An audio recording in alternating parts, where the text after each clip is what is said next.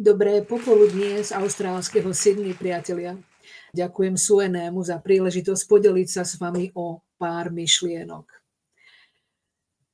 Pred takmer storočím v dôsledku ruskej revolúcie vydal bývalý generál menom Artur Chereb-Spiridovič knihu s názvom Tajná svetová vláda alebo Skrytá ruka.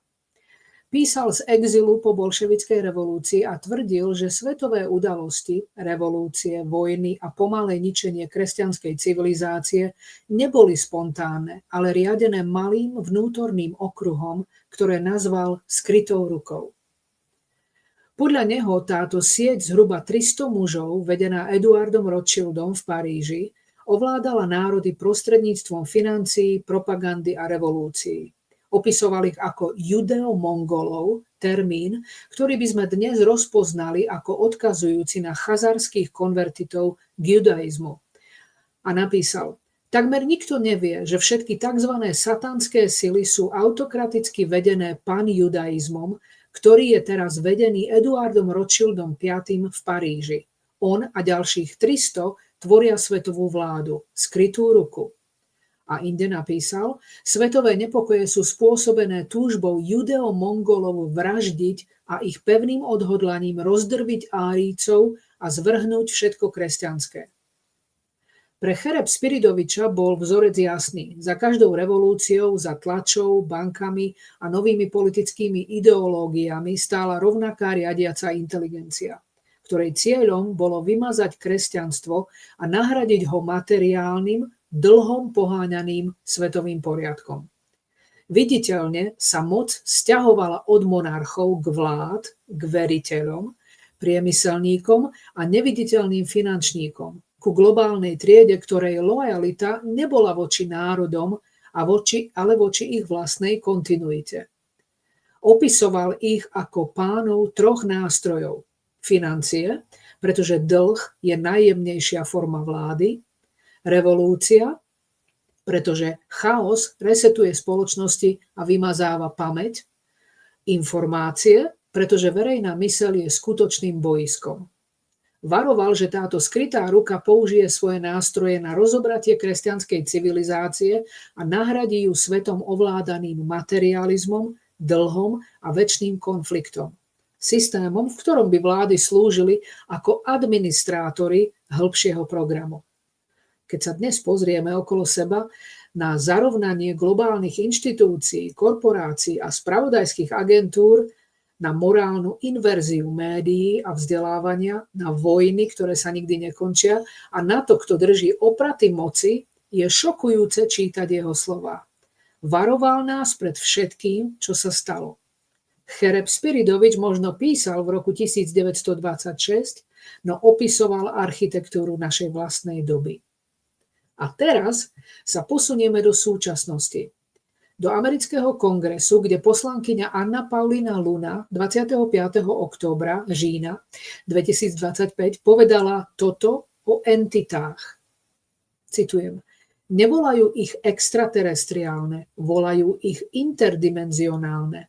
Je tu aj tento aspekt vecí, ktoré porušujú fyziku, ako ju poznáme. Toto nie sú špekulácie. Na základe dôkazov, ktoré som videla, tam vonku niečo je. Sú reálni. Možno nie sú vonku, ale veľmi medzi nami. Na pochopenie toho, ako sa ľudstvo ocitlo v obručiach zotročenia, totiž nestačí len posledných 100, 200, dokonca ani 2000 rokov. A nestačí ani naša obmedzená 3D realita, ktorú sa snažíme uchopiť tými nedokonalými 5 zmyslami. Poviem vám príbeh. Keď sa miestny roľník v Hornom Egypte, Muhammad Ali, pri hľadaní hnojiva dostal v roku 1946 do starovekej hrobky v horách Nag Hammadi, netušil, že 13 kožených kodexov ukrytých v hlinenej nádobe doslova prepíše dejiny ľudstva a stane sa jedným z najdôležitejších archeologických nálezov 20. storočia.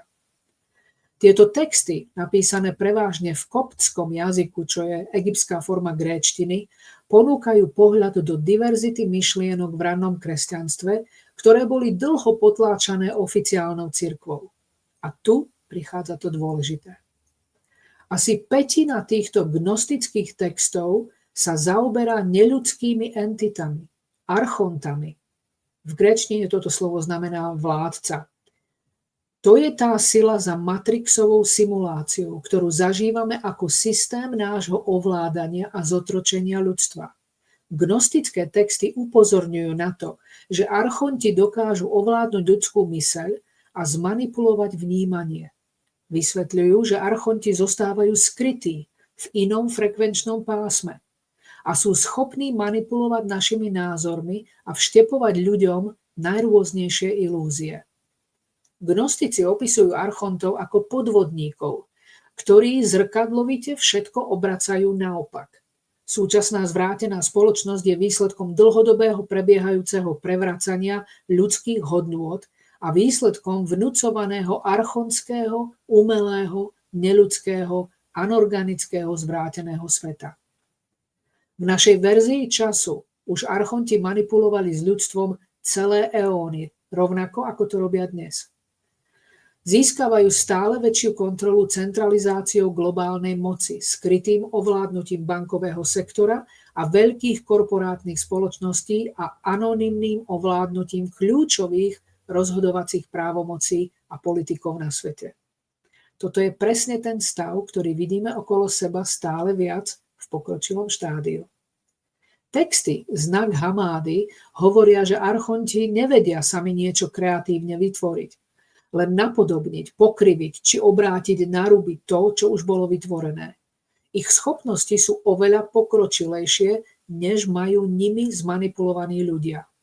Ovládajú znalosti nahromadené z iných pokročilejších realít, avšak nie vďaka svojej vlastnej kreatívnej predstavivosti. Archonti sú paraziti, pretože sa musia živiť tvorivou energiou a predstavivosťou ľudí, keďže takéto činnosti nie sú schopní vykonávať. Aby udržali archonti svoju moc nad ľuďmi, potrebujú udržať ľudstvo v nevedomosti o svojej vlastnej existencii. Preto sme o nich veľa nepočuli. V svojich manipuláciách a o svojich cieľoch a ilúziách. Ak sa pozriete s otvorenou mysľou na dnešný svet, zistíte, že presne toto pokračuje aj dnes, a to vo zvýšenej miere.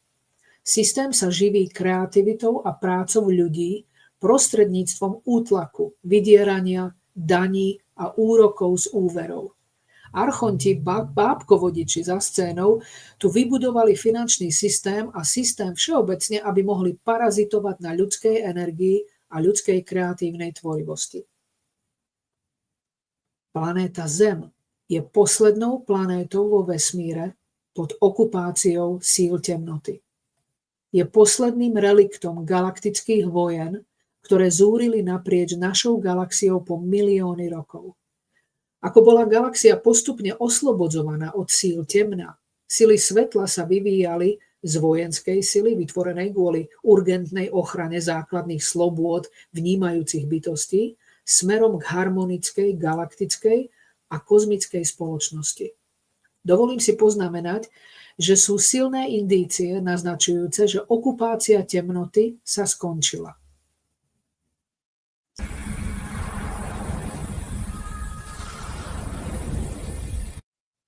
Známe ľudské dejiny zaznamenávajú 3 hlavné invázie archontov a ich podriadených rás. Všetky 3 invázie sa odohrali ako na fyzickej, tak aj na duchovnej úrovni. Malé skupiny archontov však boli na Zemi prítomné už dlhší čas. Prvou bola tzv. Invázia Kurgan, ku ktorej došlo okolo roku 3600 pred našim letopočtom. Jej účelom bolo zničenie mierumilovného uctievania bohýň v neolitických kultúrach vtedajšej Európy. Archonti chceli tento kult zničiť, pretože ženská energia predstavuje priame spojenie so zdrojom. Ďalšou na rade bola invázia Chazarov na Kaukaze, ku ktorej došlo okolo roku 393 nášho letopočtu. Temné sily pritom použili rovnakú vstupnú bránu ako v prvom prípade. Tu urobím poznámku, na Zemi existujú rôzne prastaré hviezdne brány, tzv. Vstupné brány a portály. Účelom druhej invázie bolo zničenie škôl posvetných mystérií. Praví gnostickí kresťania a šamani boli nahradení bábkovými kresťanmi a kultom naprogramovaných myšlienok. Toto programovanie bolo vylepšené vytvorením pekla. Stalo sa tak pomocou virtuálnej reality na nižších astrálnych úrovniach. Peklo potom využívala rímskokatolícka cirkev na posilnenie svojej pozície. Tretia a posledná invázia archontov sa odohrala v Kongu, čo bol vtedajší Zaír v roku 1996. Temné mocnosti vstúpili do vojnou sužovaných krajín, do Zaíru, Rwandy a Ugandy.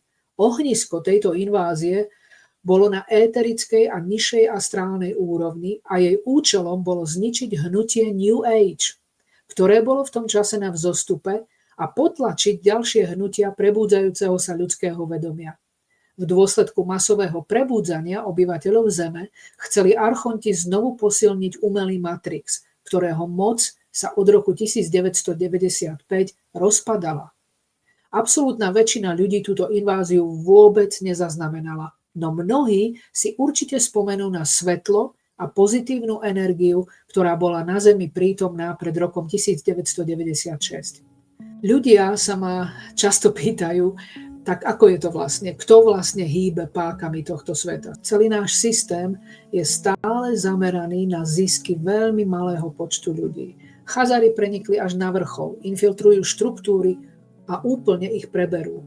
A tak založili rodiny Rothschildovcov, Rockefellerovcov. Nad tým všetkým stojí ešte figúra šedého pápeža, ktorou je v súčasnosti Pepe Orsini. Je zrejmé, že dlholebí hominidi žijú spolu s nami na tejto planéte už tisíce rokov. V roku 1917 sily svetla dali v Nemecku vzniknúť spoločnosti Thule, ale tá bola veľmi skoro infiltrovaná archontami. Sme bližšie k slobode a suverenite, ako sme kedy ako ľudstvo boli. Nový globálny finančný systém môže byť spustený, kedykoľvek to bude v rámci operácií hnutia odporu potrebné a vhodné.